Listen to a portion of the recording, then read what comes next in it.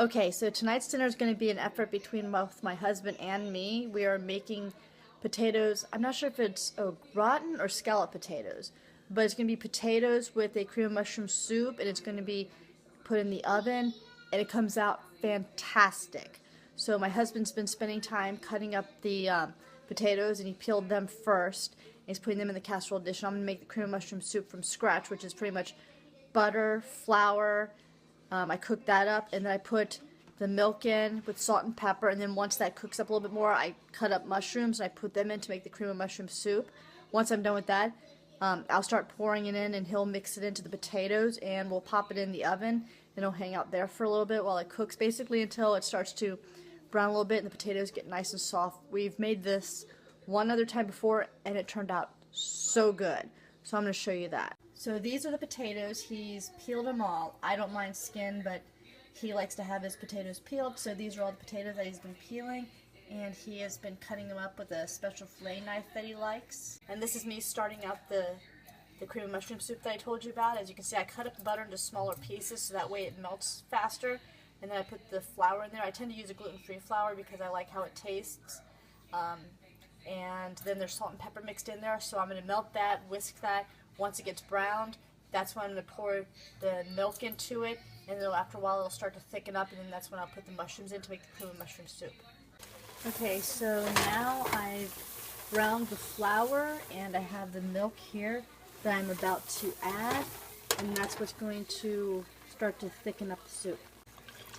Okay, so I've added the milk now, and I'm just whisking that in, and it's going to start to thicken. In the meantime, I'm going to start working on slicing up and breaking up some mushrooms, so as this thickens up, it'll have that nice mushroomy taste in it. Okay, so this is the fillet knife I was talking about that my husband uses. So he uses this special knife in order to cut the potatoes really, really thin, and then that's also what's going to make them cook faster and better because they're so thinly sliced. But this is the knife that he likes to use for that. I got all the mushrooms chopped up. We usually get a big pack of mushrooms at Sam's Club because we can get them, bigger bulk packs there, and they're also more cost effective that way. So I usually just get them, I chop them up, as you can see, wash them first to get any dirt off them. But I chop them up, and then I'm just going to add them into the mushroom soup. Well, what's going to become the mushroom soup once these are added. Okay, so we just dumped the mushrooms in, and we're mixing it in now.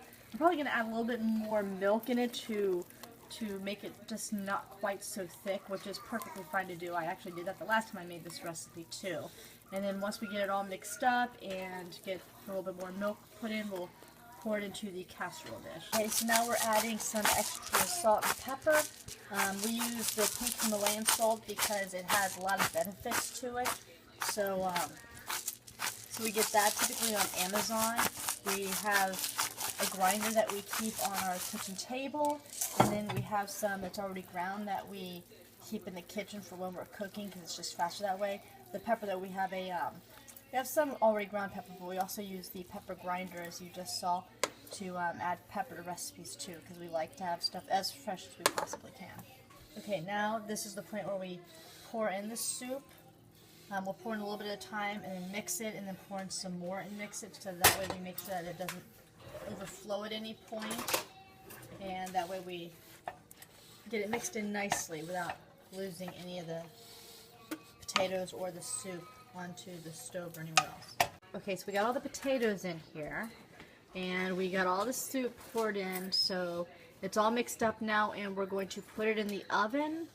We cook it at 350 degrees, and we just sort of test along the way to see when all the potatoes feel like they're soft and everything's getting browned. So we'll pop this.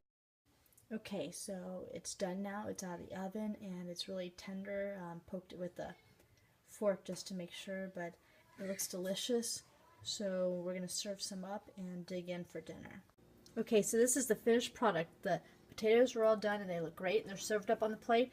And we had a lot of leftovers from last night because of it being New Year's. So we have the sauerkraut with the sausage in it.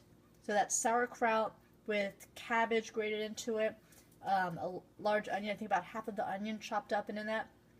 And that was, I believe, 2 or 4 packs of sausage cut up into it as well. So 4 packs of the sausage, 4 packs of sauerkraut, and then the head of the cabbage that was all grated down into that, and the 1 large onion, half of it chopped up and put into there. And that's what we have next to the potatoes.